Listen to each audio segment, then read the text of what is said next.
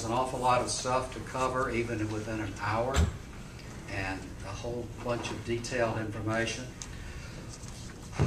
I have probably done 12 of these, and every time I do it, it gets deeper, more complex. The good days,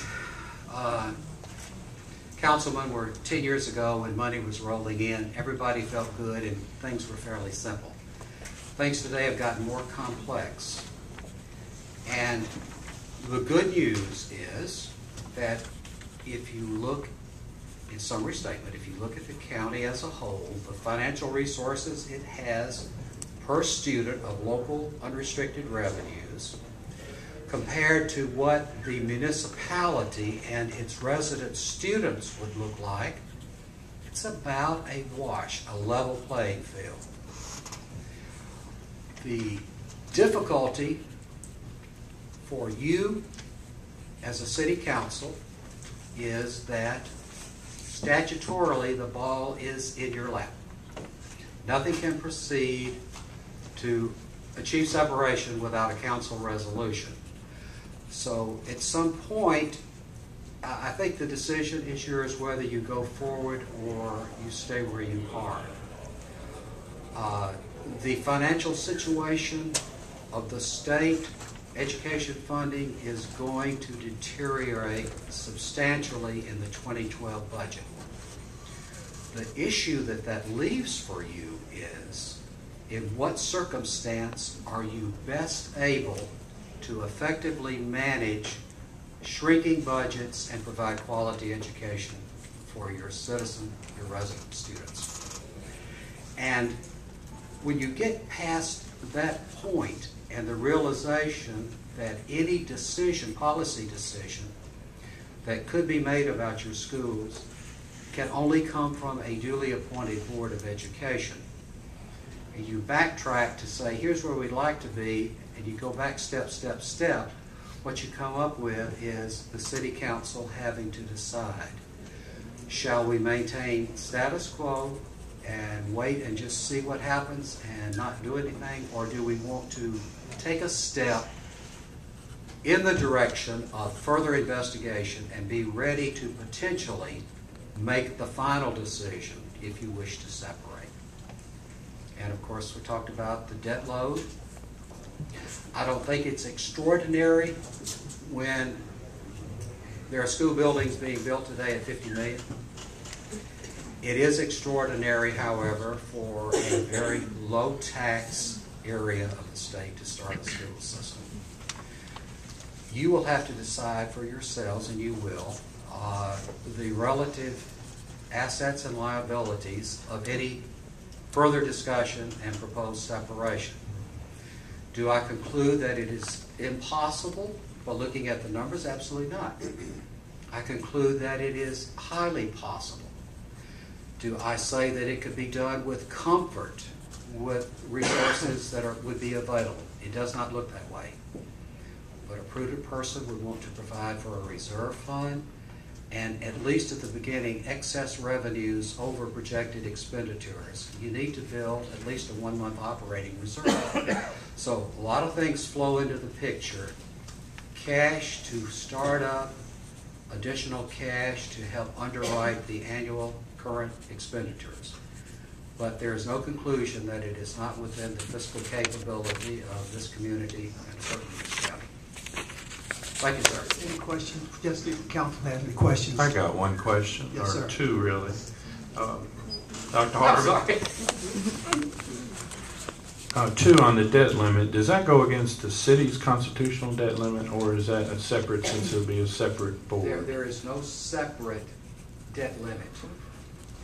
And I have looked at a lot of case law on that, and I've come up with conflicting opinions. But as long as it's a revenue warrant, it's not going to be considered, most likely.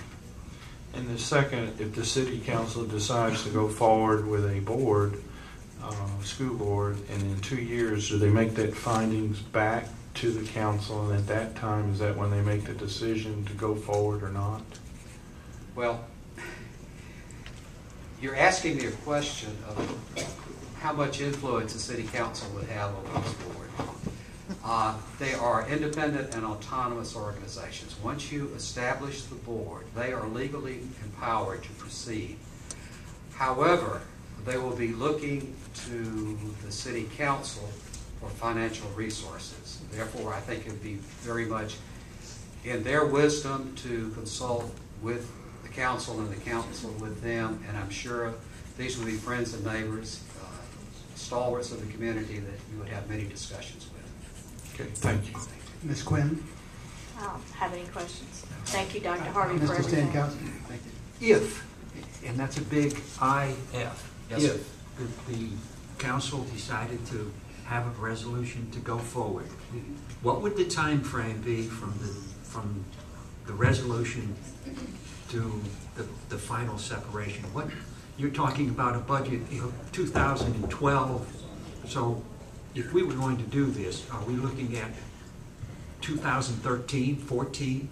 I would say at least 2 years. This fiscal year has already, this school year has already begun. You would want to be in place for a July 1 beginning of that school year. And that actually means it's less than 2 years to it, but fiscally, the fiscal year beginning October 1, you are 2 years away. Thank you. Mr. Ford? I would need to read the report. I just got it tonight. I understand, sir. But it was an interesting conversation. You gave some good It was thoughts. brutally boring, but thank you, sir. Mr. Kingrave? I'll agree with that. I do have one question. If we have about $2 million debt service that we'd have to be responsible for, is that correct? Actually, 41,178 total, but $2 million about annually. 2.6 annually. Okay, 2.6 I annual. think that's what it was.